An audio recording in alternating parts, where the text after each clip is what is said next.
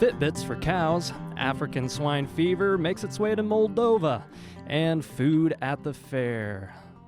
Welcome to this week's edition of Friday on the Fly. Friday on the Fly. Truly on the fly, This as it is most truly Fridays. on the fly. A little more than most this time, probably. I'll tell you one thing, though. I wish I was sponsored by Rockstar. Yeah, Folgers. You know how much money I've spent on Rockstar? I don't either, but it's been too much. So, yes, Tomas, how you doing? We're here. We're excited. How are you this We've morning, had some Matthew? excitement this week, haven't we? We've done a lot of recordings this week. We have. It's been great, yeah. Yeah, we were at the Indiana State Fair, and do you want to just do the shout out right now? Sure, go ahead. So next week on Wednesday, Lord willing, we will be going to the Indiana State Fair again, as the Brits say, I think.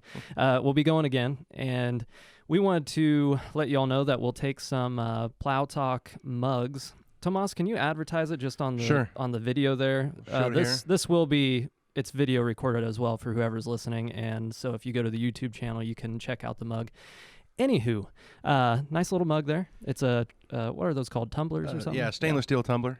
So you can it's put really cold good. or hot in it, and it'll keep it. Anyway, if you share this Friday on the Fly or Monday's episode of the regular Plow Talk episodes, so Monday's episode will be episode 25. That'll be with our interns. We interviewed them again at the end of their internship here. If you share either one of those on Facebook or Twitter or some other social media platform, and you come to the Bain Welker booth on Wednesday between roughly lunchtime and probably 3 or 4 o'clock, Yep, are you saying, Tomas? about 1 to 3, 1 to 4. So your we'll be best, there. your best window's probably from about 12 to 2, just to make certain that we'll actually be Yeah, there. that you get one limited supply, so first come, first serve. while supplies last, you can get yourself a free tumbler if you share it. We just want we would love to have help on getting the word out about Plow Talk and get it to an even greater audience, and we'd appreciate you guys doing that, and we'll Yep. give you a free Definitely appreciate the help. Plow Talk coffee mug if you do. So anyway, there's that. So any other business before we get started here? I don't think so. We've got a few articles here. We're excited to share it with you guys. And Yes, actually, one was indeed. recommended from a listener, so we're excited about that. Indeed.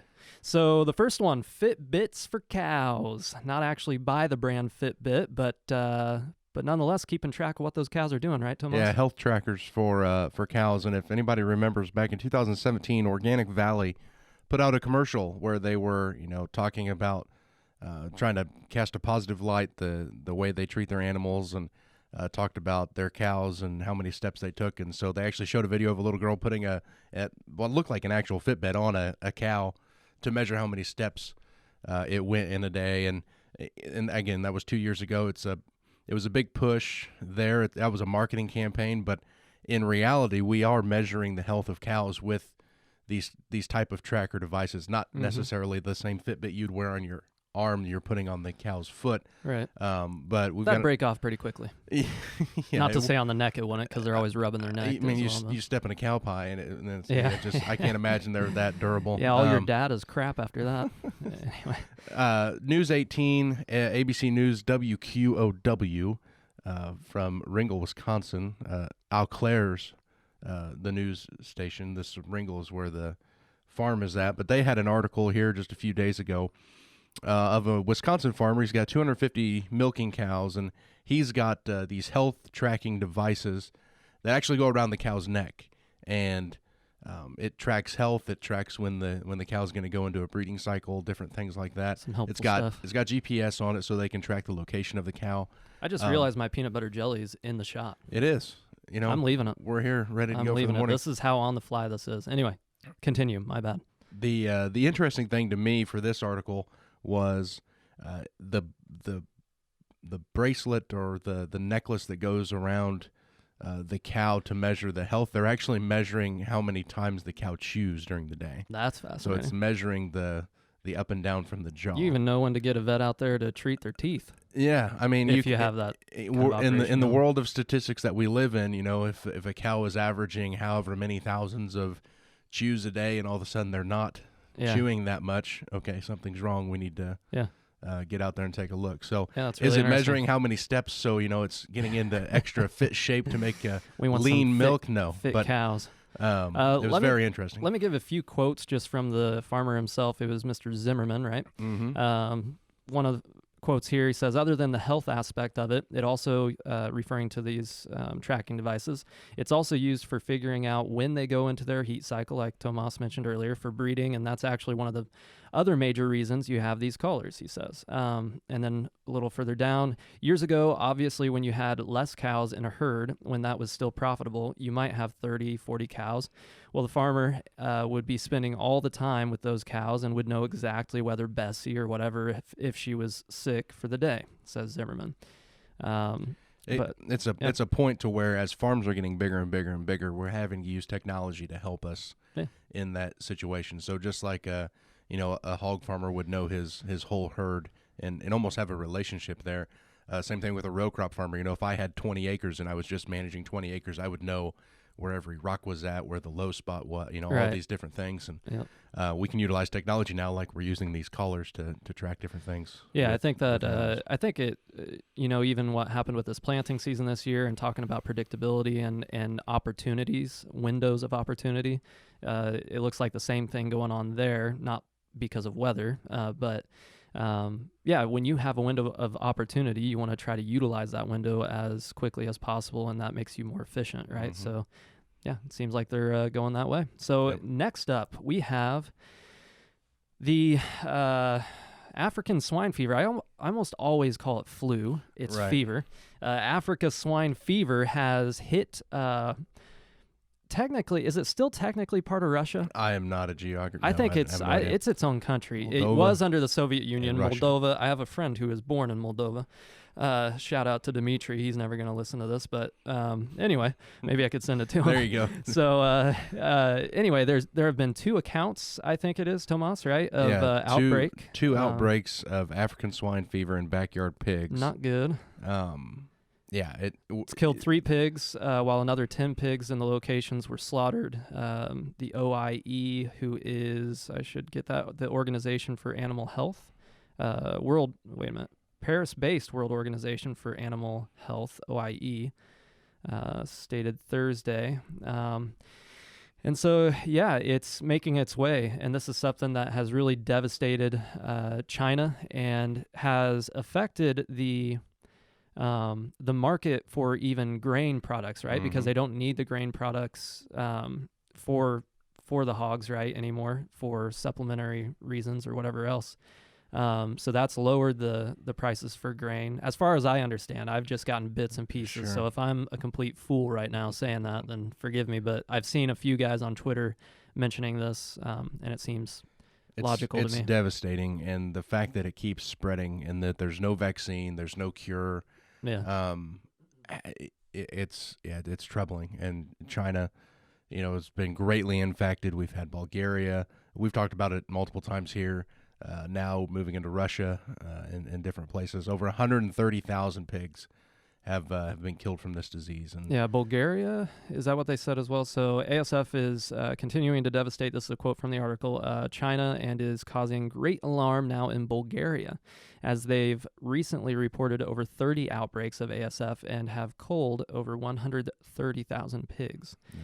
On Monday, and this is still from the article, an outbreak of ASF was detected at a small farm in Russia's Primorsk region near its border with China. So there you have it, right? Bordering China. Mm-hmm. Reuters reported on Monday. And to make sure we've given props here, it's Jennifer Scheich from agweb.com. So again, this article and the others will be linked in the description of this episode. So if you want to check them out. And just to recap from when we talked about it before, this isn't really a threat to humans. It's not something you're going to catch and could get sick from. It's a secondary effect, though, right? But the fact that it is wiping out the whole pork population. I mean, anybody who enjoys eating pork or needs it as their primary means of nutrition. It's a huge food, which was the case with China, in the right? Asian market, yeah. It's not necessarily that the Chinese people can't survive without eating pork, but it was at the time that this outbreak happened, pork was the number one food item consumed in China. So.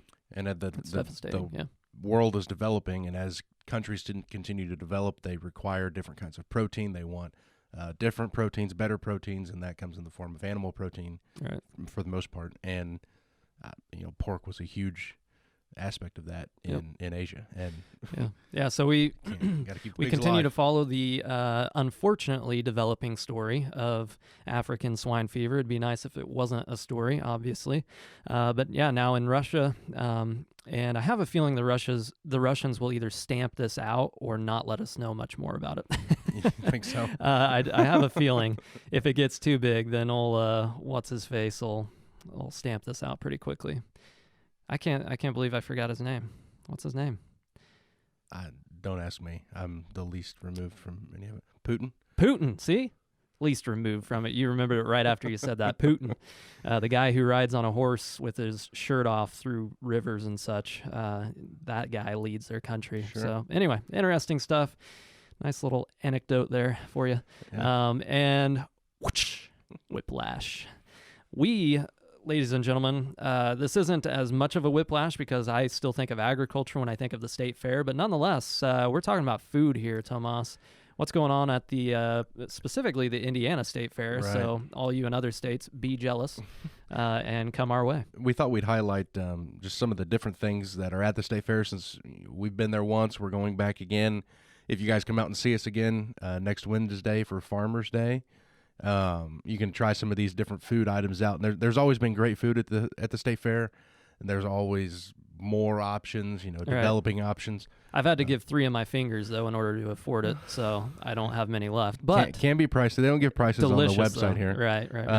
It probably has more calories than you're supposed to consume in a day. But why else in a would you be going to sandwich. the state fair So- unless if it was to be miserable by the heat, enjoy all the spectacles, and gorge yourself with food? and eat food. Yeah, I mean, it's a good time. That's We'll highlight a few of them on here. You guys can go to, we're finding it on WFMS 95.5.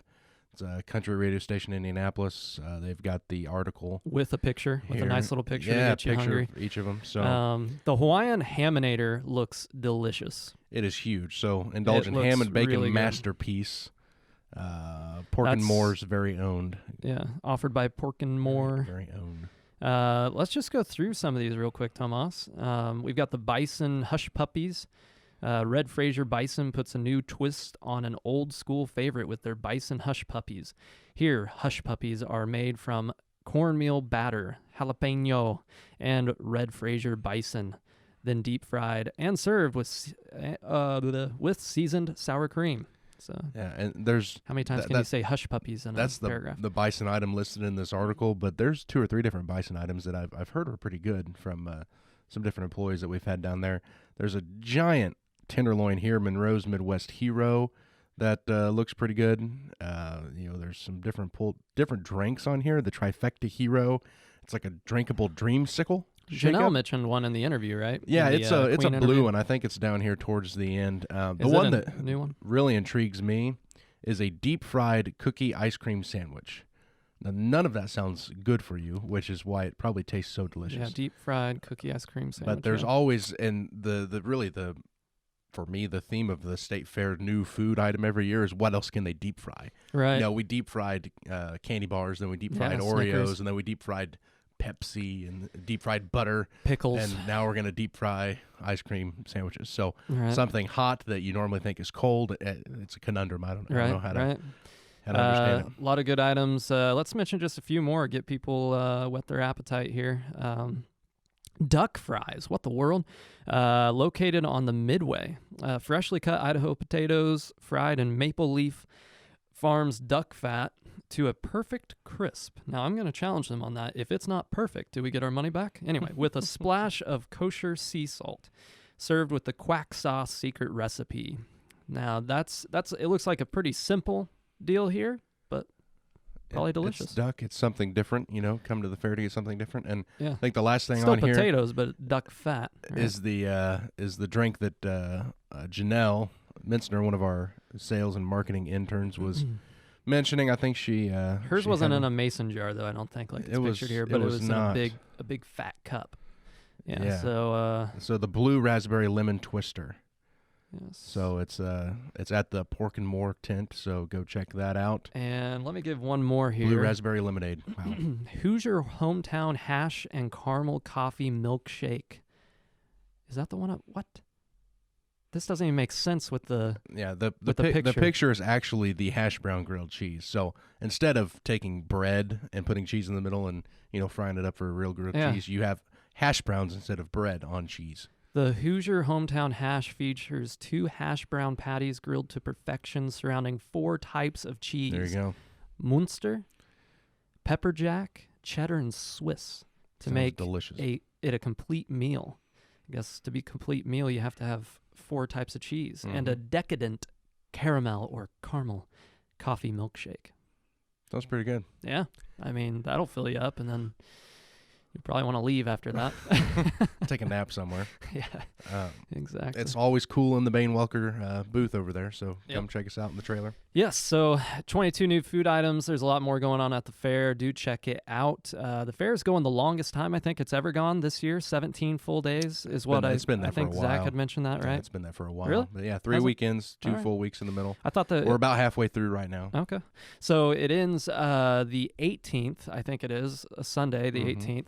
And so you have this weekend and the following week to go check things out. Again, just a little blurb here. If you guys want to stop by the Bain Welker booth, do so anyway, regardless of coming and getting the coffee mug. But if you do share this episode, or if you share the Monday episode, the 25th episode, on your social media network, whether that's Facebook, Twitter, Instagram, what have you, and you can show us that when you come to the booth, we will give you a free coffee mug. So a tumbler. Yep, we're excited to see you. Doesn't have to be coffee. Yeah, we are. And also, little shout out to what you can expect in Monday's episode. I mentioned it earlier, but we interviewed a follow-up interview with our 3 interns, Connor, Hannah, and Janelle, and got their perspective. We had their perspective at the beginning of their internship, got a little bit of what they were expecting, what they were hoping for, and now we've had a follow-up where we've heard the results for the most part of their experience and how that's either change their view on what they want to do in the future, or just what benefits they think this added to their resume or whatever else. Yep. Phil was in there talking about the importance of internships and what it means to the company. So it was really great to have him sit in and interact with our interns. So. Yes, indeed. So anyway, this has been Friday on the Fly, the 14th episode. Please do check out bain-welker.com and Plow Talk. Subscribe wherever you listen to your podcasts, and again, like and share on Facebook or Twitter, and we'd appreciate it. Yep. Let us know what you want to talk about. Indeed. Have yourselves a good weekend. You do anything this weekend? Great Friday. No, don't think so. All right, we're just dragging this thing on. All right. Well, have a relaxing weekend. Check out the Indiana State Fair, and we will talk to you all again next week.